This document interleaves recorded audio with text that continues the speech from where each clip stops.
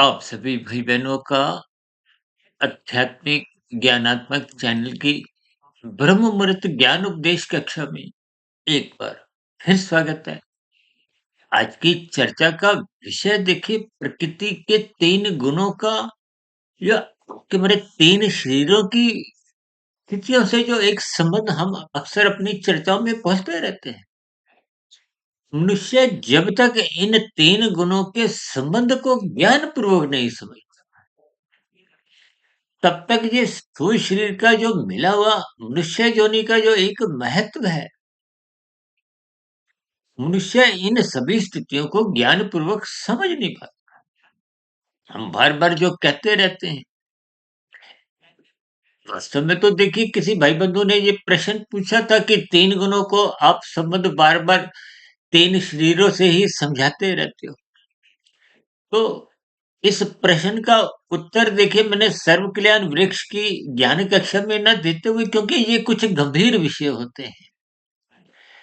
क्योंकि सर्व कल्याण वृक्ष की जो संध्या बेला ज्ञान कक्षा में हम कुछ साधारण परिस्थितियों को विशेष सरल स्थितियों में ही लेते हैं, जबकि ब्रह्म मुहूर्त ज्ञान उपदेश कक्षा में क्योंकि कुछ गंभीर स्थितियां होती हैं, शास्त्रों की जो एक तर्क संगत सैद्धांतिक बातों की जो हम चर्चा प्रतिदिन ब्रह्म मुहूर्त ज्ञान उपदेश कक्षा में करते आए हैं, तो हमारा प्रयास रहता है कि इन स्थितियों में ही इन सभी स्थितियों पर थोड़ा विशेष प्रकाश डालें, क्योंकि ब्रह्म मुहूर्त समय विशेष सत्वगुण की शुद्धतम स्थिति है और सत्वगुण को ही शास्त्रों में बार बार मुक्तिदायी कहा गया। अब देखिए मुक्ति हमें किससे चाहिए? संसार में आप और हम भले ही स्पष्ट शब्दों में स्वीकार ना करें, शास्त्रों में तो स्पष्ट शब्दों में बार बार कहा गया है कि ये जगत दुखलय है। दुखालय का अभिप्राय देखिए, जैसे भोजनालय में भोजन की व्यवस्था बनी रहती है, पुस्तकालय में पुस्तकों की स्थितियां होती हैं, न्यायालयों में न्याय प्रक्रिया से संबंधित स्थितियां होती हैं। तो जब भगवान श्री कृष्ण जी ने गीता में इस जगत को दुखालय शब्द से संबोधित किया है और हम उस बात को देखिए दुखालय से सदा ही सुखालय बनाने के दिशा की ओर ही निरंतर अपने जीवन को मरते दम तक बनाने का एक प्रयास करते हैं। देखिए शास्त्रों में एक एक शब्द बहुत ही नपा तुला तोल तोल के कहा गया है। मैं तो यहां तक कहता हूं कि बहुत ही क्रमबद्ध तरीके से कहा गया है। लेकिन उन स्थितियों को जब आप और हम हल्के में लेते हैं, जो भाई बंधु देखिए सत्संग श्रद्धा पूर्वक नहीं करते, वो इन सभी गूढ़ रहस्यों को ज्ञान पूर्वक समझ नहीं जाते। जब आप स्थितियों को ज्ञान पूर्वक नहीं समझते, तो कुछ भ्रम की स्थितियां कि हमारे जीवन में बनी रहती है। भ्रममय स्थितियों में हमारा परमात्मा को पाने का लक्ष्य कभी बन नहीं पाता और संसार को पाने का तो लक्ष्य आपका हमारा बनना ही हुआ है कि हमारी दिनचर्या, हमारा उठना बैठना, खाना पीना, ये मौज मस्ती की स्थितियां, ये परमात्मा को पाने के लिए की दिशा की ओर नहीं ले जाती, ये संसार को पाने के लिए होती, संसार को भोगने के लिए और संसार को ही आप और हम देखिए मरते दम तक इकट्ठा भी करते रहते हैं। इकट्ठा करने का अभिप्राय देखिए जब आप लोभ वृत्ति मर्यादित कर देते हैं। देखिए लोभ का मतलब क्या है? जब स्थूल शरीर के स्तर पर आपकी हमारी आवश्यकताओं की पूर्ति हो गई, उसके बाद भी आप उन स्थितियों को एक हल्केपन में लेते हैं। यानी कि अपने समय की उस लोभ वृत्ति में निरंतर मन बुद्धि के स्तर पर चिंतन करते रहते हैं। देखिए आवश्यकताएं तन की हैं, पृथ्वी जल अग्नि वायु आकाश का जो आपका हमारा शरीर बना है, ये बिना इन पृथ्वी, जल, अग्नि, वायु, आकाश से निर्मित पदार्थों के जिंदा रह भी नहीं सकता। यानी कि इनको न्यूनतम आवश्यकताएँ को हो भोग विषय तो देखिए हम तब कहते हैं जब स्थितियों में आप और हम रस बुद्धि लेते हैं। देखिए आवश्यकता स्थूल शरीर की है। मन बुद्धि के स्तर पर जब वो भोग वृत्ति बढ़ जाती है, यानी कि जब आपकी रस बुद्धि उसको बार-बार भोगना चाहती है, आवश्यकता तो नहीं है। अब देखिए ना आपने नाश्ता 2 परोठे या 2 रोटी आपने या ब्रेड पीस या कुछ भी नाश्ते में ले लिया, पेट भी भर गया, फिर भी रसगुल्ला नज़र आने पे आप रसगुल्ला भी खा जाते। कोई ब्रेड पकोड़ा नज़र आया या कुछ मिला, वो भी आप खा जाते। तो ये भोग वृत्ति है, यानी कि जिसको मन और बुद्धि दोनों ही स्वीकार कर लेते हैं। देखिए इंद्रियों का तो विषय भोगों से एक सजातीय संबंध है। इस सजातीय संबंध की ही स्थितियों को हम बार-बार आप भाई-बहनों को प्रकृति के 3 गुण और 3 गुणों से ही हमारे जो 3 शरीरों का संबंध है, इन पर प्रकाश डालते रहते हैं। क्योंकि स्थूल शरीर बदलते हैं। जब तक मायातीत की स्थिति को आप और हम प्राप्त नहीं होते, तब तक ये कार्य शरीर, सूक्ष्म शरीर बदलते नहीं हैं। ये कारण शरीर की पात्रता के आधार पे ही देखिए सूक्ष्म शरीर के स्तर पर विचार आते हैं, वृत्तियाँ उठती हैं। कहीं-कहीं हम देखिए फुर्नों की स्थितियाँ भी शब्द बोल देते हैं, क्योंकि फुरने आपको भोग विषयों में कर देते हैं, चैन से बैठने नहीं देते। एक बार मन में कोई बात आ गई ये भोग भोगना है, तो मनुष्य को उस फुरने की पूर्ति के लिए फिर वो विशेष प्रयास करता है। और उन्हीं प्रयासों में वो कभी-कभी कानून का उल्लंघन कर जाता है, शास्त्र विरुद्ध पाप कर्म कर जाता है, मर्यादाएँ तोड़ देता है। लेकिन 4 पुरुषार्थों में जो धर्म प्रथम स्थान पे रहना चाहिए, वो रह नहीं पाता। देखिए, ये जो हम बार-बार कहते हैं ना, ये 3 गुणों का आपके हमारे 3 शरीरों से जो संबंध है, इस संबंध को ज्ञानपूर्वक समझना चाहिए। हम बार-बार इस बात को जोर देकर समझाने का एक प्रयास करते हैं। देखिए, माता के गर्भ में आपके हमारे शरीर की निर्माण प्रक्रिया 9 माह 9 दिन ही शास्त्रों में ही कही गई है, पूर्ण हो जाती है। तो इन सभी स्थितियों को ज्ञानपूर्वक समझें। शब्दों के जाल में कहो, भोग वृत्तियों की स्थितियों में इन शब्दों को नहीं जोड़ना। अन्यथा कुछ भ्रममय स्थितियाँ, कुछ भोग वृत्तियाँ जगने लगती। प्रकृति की एक व्यवस्था को जितना-जितना आप ज्ञानपूर्वक समझते जाओगे, उतना-उतना आपको शास्त्रों का जो एक क्रमबद्ध ज्ञान है, वो समझ में आ जाएगा। और जब ज्ञान समझ में आ जाएगा, यानी कि जब ज्ञान टिक जाएगा, टिकने का अभिप्राय कारण शरीर की स्थितियों से है। देखिए, स्थूल शरीर तामसी है, ये भोग विषय भी तामसी है। जैसे हम कहते हैं ना, देखिए 3 गुण तमोगुण, रजोगुण और सतोगुण, इन 3 गुणों का ही बंधन है। अब सूक्ष्म शरीर का अभिप्राय 17 तत्वों से है। स्थूल शरीर का अभिप्राय 5 भोग्य विषयों से है। और स्थूल शरीर पृथ्वी, जल, अग्नि, वायु, आकाश का बना। और इनके जो सूक्ष्म भूत हैं, एक पृथ्वी का गंध, जल का रस, पृथ्वी, जल, अग्नि, अग्नि का देखिए रूप, वायु का स्पर्श और काश का शब्द।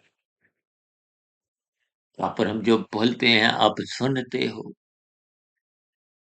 अब मोबाइल पे भी देखिए एक हैंडसेट से जब दूसरे हैंडसेट को मोबाइल नंबर मिलाया जाता है। तो ये स्थितियाँ शब्दों की ही होती हैं। ये जो आप अपने घरों के आस-पास या कहीं भी देखिए, ये जो एक टावर देखते हो, जो यंत्र लगे हों, वो उन तरंगों को, यानी कि ये शब्द काश का गुण है। देखिए, मेरी भौतिक स्तर पर कोई उतने ज्ञान की स्थितियाँ मजबूत नहीं है, जितनी मैं आध्यात्मिक स्थितियों पे इनकी चर्चाएँ करता हूँ। इसलिए मैं उसको कुछ संकेत रूप में समझाने का एक प्रयास करता हूँ। जैसे कि आपकी हमारी जो 5 भोग्य विषय हैं, इन सभी स्थितियों को, यानी कि शरीर जो माता के गर्भ में बनता है, 5 भोग्य विषयों का एक परिणाम है। यानी कि पृथ्वी, जल, अग्नि, वायु, आकाश का इन 5 सूक्ष्म भूतों से संबंध है, और इनको देखिए तामसी कहा गया। जो हमने चर्चा आरंभ की, देखिए कि ये जो 3 गुण हैं, इन 3 गुणों का 3 शरीरों से संबंध है। देखिए, शरीर के स्तर पर जितनी भी आपकी और क्रियाएँ होती हैं, उसका ही कर्माशय कर्माशय तब बनता है जब कर्म फल पाने की इच्छा से होता है, भोगने की इच्छा से होता है। और यदि आप कोई कर्म अपने कर्तव्य समझ के करते हो, उसके बदले में फल की कोई इच्छा नहीं है, तो फिर वो जो कर्म फल सिद्धांत का जी स्थिति है, कर्म तो हो रहा है, फल शब्द हट जाता है। फल के हटते ही प्रकृति की जो 3 गुणों की जो एक बंधन की स्थितियाँ हैं, उस परिधि से कहो, उस कर्मफल सिद्धांत की स्थितियों से, एक बाध्यता से वहाँ पर हम बाहर आ जाते हैं। तो कहाँ जुड़ते हैं? परमात्मा से। यानी कि अब कर्म के साथ फल शब्द हटते ही वो कर्म के साथ योग शब्द आ जाता है। कर्म योग की ही परिपक्व अवस्था को ज्ञान योग कहा जाता है। ज्ञान योग की परिकाष्ठा को, पूर्ण स्थिति को ही एक भक्ति योग की स्थिति से जोड़ा जाता है। देखिए, शब्दों की स्थितियों को आपने क्रमबद्ध तरीके से प्रकृति के 3 गुणों की स्थितियों से जोड़ना है। जब तक फल की इच्छा होगी, सकामता बनी रहेगी, भले ही आप और हम देखिए परोपकार के कार्य लाखों, करोड़ों, अरबों, कितना भी एक परोपकार के कार्यों में दान करते हैं, वो लौट के प्रकृति के सुखों के रूप में ही आएगा। वो कोई ज्ञान में स्थितियाँ उपलब्ध नहीं करवाएगा। देखिए, शब्दों को एक विशेष स्तर पर इनके भावार्थ समझने हैं, क्योंकि शब्दों को पकड़कर कभी-कभी आप और हम फिर उलझ जाते हैं। इसलिए हम बार-बार कहते हैं, शब्दों से 10 गुना अधिक महत्व उनके अर्थों को दो, और अर्थों का भी 10 गुना अधिक महत्व उनके भावार्थों को। ये 1, 10, 100 की जो स्थितियाँ मैं अपनी चर्चाओं में लगभग प्रतिदिन ही कहीं न कहीं किसी संदर्भ में बोलता रहता हूँ, कि तमोगुण से अच्छा रजोगुण है, रजोगुण से अच्छा सतोगुण है। बार-बार हमारी चर्चाओं में ये पुनरावृत्ति होती है, ये सूत्र की। यूँ तो देखिए, तमोगुण की वैसे निंदा नहीं है, लेकिन शास्त्र तो कहते हैं तमोगुण की निंदा करो, रजोगुण की उपेक्षा करो, सतोगुण की प्रशंसा करो। तो कहीं स्थितियाँ किसी संदर्भ में बोली जाती हैं, कहीं कुछ बोला जाता है। तो वहाँ फिर आपको में अर्थ के साथ-साथ भावार्थ ढूँढने होते हैं, पहचानने होते हैं, और उस पहचानने की स्थितियों में आपको में एकाग्रता बनानी होती है, और एकाग्रता तब बनती है जब सात्विक स्थिति मजबूत होती है। और सात्विक स्थिति देखिए बुद्धि के स्तर पर जब उसमें विवेक शक्ति जगती है, तो एक पूर्ण स्थिति बनती है। यानी कि हमारा जो शरीर है वो पृथ्वी, जल, अग्नि, वायु, आकाश का तामसी पदार्थों का है। उसके पीछे का कारण देखिए, सूक्ष्म शरीर 17 तत्वों का है, 5 भोग्य विषय या सूक्ष्म भूत और इसी तरह तुम्हारे शरीर की जो 5 ज्ञानेंद्रिय हैं, आँख, नाक, जिह्वा, कान और त्वचा, ये 5 भोग्य विषयों का सुख भोगते हैं, इनको ज्ञानेंद्रिय कहा गया। इन ज्ञानेंद्रियों की ही सूक्ष्म शक्तियाँ जो प्रधान होती हैं, जो इनको गति देती हैं, वो सूक्ष्म शरीर का हिस्सा है। यानी कि स्थूल शरीर जो पृथ्वी, जल, अग्नि, वायु, आकाश का बना है, ये 5 गोलक कहलाते हैं। शास्त्रों में इन इंद्रियों को गोलक कहा गया, ज्ञानेंद्रियों के रूप। और इसी तरह हाथ, पैर, वाणी, लिंग, गुदा, ये 5 कर्मेंद्रिय हैं। उन विषयों का सुख भोगने के लिए या नए कर्म करने की स्थिति में कर्मेंद्रिय हैं, हाथ, पैर, वाणी, लिंग, गुदा। और इनकी भी सूक्ष्म शक्तियाँ, वो सूक्ष्म शरीर का हिस्सा है। यानी कि स्थूल शरीर 5 तत्वों का वो तामसी है और सूक्ष्म शरीर जो 17 तत्वों का है, 5 सूक्ष्म भूत या भोग विषय वो तामसी हैं, उनमें तमोगुण की प्रधानता है। और 5 ज्ञानेंद्रियों को जो शक्ति प्रदान करती है, उनको सात्विक कहा गया है। क्योंकि वो उन 5 सुखों का कुछ बोध करवाती है। और 5 कर्मेंद्रियों को, तो क्रिया को देखिए रजोगुण से जोड़ा जाता है, तमोगुण को पदार्थों से जोड़ा जाता है और सत्वगुण को ज्ञान से जोड़ा जाता है। इन सभी स्थितियों को आपको मैं ज्ञान पूर्वक से, यानी कि हमारा जो एक शरीर है, तो तामसी है, 5 सूक्ष्म भूत वो भी तामसी हैं, 5 ज्ञानेंद्रियाँ वो सात्विक हैं, 5 कर्मेंद्रियों की जो सूक्ष्म स्थितियाँ हैं, वो राजसी हैं, क्रिया को रजोगुण से जोड़ा जाता है। इन सभी इंद्रियों का जो संचालक है, वो मन है। मन को भी तकनीकी रूप से देखिए एक सात्विक माना गया। मन ही अनादिकाल से विषय भोगों में असक्त है, परमात्मा से विमुख है। ये तो शास्त्रों में कहा गया, मन ही बंधन का कारण है, मन ही मोक्ष का कारण है। मन संसार में, माया में, देखिए राशि सात्विक स्थितियों में लग गया तो बंधन ही बंधन है। सत्वगुण में टिक गया, रुक गया। देखिए आप सत्वगुण में जाते तो हो, टिकते नहीं है। ये जो सत्संग होते हुए दिखाई देते हैं, ये ऊपरी स्तर पर देखिए, आंखों से आप और हम पढ़ते हैं, कानों से सुन भी लेते हैं, लेकिन मन, बुद्धि आंशिक जुड़े होते हैं। तो आंशिक में वो देखिए उस स्थितियों में किया गया सत्संग, भले ही उसकी देखिए कोई निंदा नहीं है, विरोध नहीं है, उसको बेमन से किया गया। और हम तो उन सभी स्थितियों को एक नर्सरी कक्षा से जुड़कर इसीलिए समझाते हैं, ताकि बात की गहराई आपको समझ में आ जाए। नर्सरी कक्षा में बच्चों की कोई रुचि नहीं होती एक शिक्षा के प्रति भी। लेकिन जब अगली कक्षा, बड़ी कक्षा में, पहली, दूसरी, तीसरी, चौथी, 5वीं में तो एक साधारण स्तर पे सबको आगे उत्तीर्ण कर दिया जाता है। देखिए आगे बड़ी कक्षाओं में उनका कुछ रुचि जगह, उनका रोना-धोना बंद हो जाता है, भौतिक शिक्षा के महत्व का बोध होने लगता है।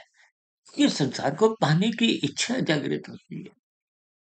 उस स्थिति विशेष में देखिए आपके मेरे शरीर में एक किशोरावस्था आरंभ हो जाती है और किशोरावस्था आरंभ होते ही रजोगुण की स्थितियाँ बनती हैं। युवावस्था में रजोगुण पूर्ण रूप से विकसित हो जाता है। इसलिए तो विवाह का संस्कार युवावस्था के स्तर पर, लेकिन तन के स्तर पर ये जो लिव इन रिलेशनशिप जैसी स्थितियाँ आजकल कुछ बढ़ती जा रही हैं, फैलती जा रही हैं, पर रोक लगी। देखिए शास्त्रों की बातों को आप जितना क्रमबद्ध तरीके से अपने जीवन में ढालोगे, उतनी हमारे कार्य शरीर में पवित्रता आएगी, शुद्ध होगा, शुभ संस्कार बनेंगे। अब देखिए ना, स्थूल शरीर तामसी, 5 भोग्य विषय तामसी, 5 ज्ञानेंद्रियाँ सात्विक, 5 कर्मेंद्रियाँ राजसी। मन सात्विक है लेकिन वो अनादिकाल से राजसी बना हुआ है। और ये राशि कब तामसी बन जाता है, पता ही नहीं चलता। देखिए ना, मन के ऊपर उसका एक बॉस होना है, वो बुद्धि है। अक्सर हम बुद्धि को देखिए पढ़ी-लिखी शब्द से एक विशेष स्तर पर अपनी चर्चा रखते हैं। मन को हम अनपढ़ गँवार ही अक्सर कह देते हैं, क्योंकि मन जल्दी फिसल जाता है। मन की कमजोरी क्या है, उसको नयापन अच्छा लगता है, नए-नए भोग विषय अच्छे लगते हैं। लेकिन देखिए, ये जो फैशन की दुनिया है, विज्ञापन की दुनिया है, ये जो बार-बार परिवर्तन लाके आपको में कुछ स्थितियाँ प्रस्तुत करती हैं, को पता है मन की कमजोरी है। मैं तो कभी-कभी उदाहरण रूप में यहाँ तक कहता हूँ कि मनुष्य अपना पुराना सोना रूपी पदार्थ छोड़कर नए पीतल के नए पदार्थों को ग्रहण कर लेता है। देखिए, ये मात्र एक संकेत, इसका भावार्थ समझना। जैसे मुहावरों में कुछ भावार्थ समझाए जाते हैं ना, यानी कि मन समझदारी की चीज़ में अपने आप को स्थित करता नहीं है। ये समझदारी की स्थितियाँ बुद्धि के पास है, और बुद्धि को निरंतर खुराक चाहिए। किसकी? भले ही वो सात्विक है। सात्विक बुद्धि को निरंतर सत्संग की खुराक मिलनी चाहिए, तब वो सात्विक रह पाती है। अन्यथा फिर बुद्धि राशि बन जाती है, उसके भी मन के साथ एक दोस्ताना संबंध बनते हुए ये विषय भोगों में आसक्ति जगती है। फिर बुद्धि अधिक से अधिक लाभ कमाना चाहती है, और यही स्थितियाँ जब गहरे तल पे बिगड़ जाती है, यानी कि जब बुद्धि का नियंत्रण तो मन पे होना चाहिए, और कभी-कभी मन इतना प्रभावशाली बन जाता है कि वो बुद्धि को अपने अधीन बना लेता है। जब वो हेरा-फेरी करता है, कानून का उल्लंघन करवाता है, छोटे रास्तों का इस्तेमाल करता है, ये घोटालेबाज़ी की स्थितियाँ, और भी देखिए विभिन्न स्थितियाँ पाप कर्मों की होती है, तो वो सब कब होती है? जब मन बॉस बन जाता है, तो बुद्धि उसकी नौकर बन जाती है। ये आजकल डिजिटल अपराध जो आप और हम संसार में देखते हैं, वो बिना बुद्धि के नहीं होते। अब मन उसका बॉस बन गया है, मन उससे इसलिए ऐसे उल्टे-सीधे काम करवाता है, क्योंकि मन की तृप्ति नहीं है। वो अधिक से अधिक उसके भोग विषय जो 24/7 की झंडा लेके बढ़ते जा रहे हैं, फैलते जा रहे हैं। उसको अधिक धन चाहिए, यानी कि लोभ वृत्ति अब संग्रह वृत्ति में है। तो मनुष्य लाखों, करोड़ों, अरबों, खरबों रुकता नहीं है। इन सभी श्रृंखलाओं को हमें क्रमबद्ध तरीके से समझना, यानी कि सूक्ष्म शरीर के स्तर पर आप जैसी स्थितियाँ बनाते हो, और मैंने गुणों का जो संबंध सूक्ष्म शरीर के आधार पे बताया, और स्थूल शरीर के स्तर पर काम भाव से कर्माशय बनता है, उसी से संबंधित संस्कार बनते हैं। ये सब कारण शरीर में, और मानसिक स्तर पर कर्माशय नहीं बनते। तो जब भी बुरा चिंतन करते हो, कुसंग करते हो, अब लाल बत्ती पे आप रुके हो तो आपका कोई चालान नहीं कटता। मानसिक स्तर पर आप भागते हो, तो बुरा संस्कार बनता है। इसी तरह मानसिक स्तर पर जब-जब आप बुरा चिंतन करते हो, देखिए ना, स्थूल शरीर के स्तर पर बलात्कार की स्थितियाँ होती हैं। मानसिक स्तर पर कुछ कुसंग की स्थितियों पर आपको हमारे बुरे संस्कार बनते हैं। ये बुरे संस्कार जब गहरे तल पे एक तूफ़ानी वेग में आते हैं, फिर मन बुद्धि पर ये कोई सोचने विचारने का मौका ही नहीं देते। तो शरीर के स्तर पर ज्ञानेंद्रियों द्वारा भोग करवाई जाती हैं, और कर्मेंद्रियों द्वारा पाप कर्म करवाए जाते हैं। इन 3 गुणों के खेल को 3 शरीरों के साथ जितना ज्ञान पूर्वक समझ जाओगे, तब परमात्मा से जुड़ना बहुत ही आसान हो जाता है। संसार से ज्ञान पूर्वक वैराग्य होने लगता है। यानी कि धर्म जब-जब प्रथम स्थान पे रहेगा, तो फिर ये अर्थ और काम, ये 24/7 विषय भोगों की आसक्ति छोड़ देगा। फिर आपके हमारी जीवन में कहते हैं ना, सादा जीवन उच्च विचार, सादगी आने लगेगी, अनुशासन आने लगेगा।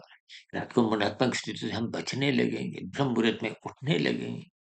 ये सभी स्थितियाँ निरंतर जब आपके जीवन में बनी रहती है, तो आध्यात्मिक उन्नति के दरवाजे क्रमशः खुलने लगते हैं और आरंभिक स्थितियों पे देखिए पाप कर्म होने पूर्ण रूप से समाप्त हो जाते हैं।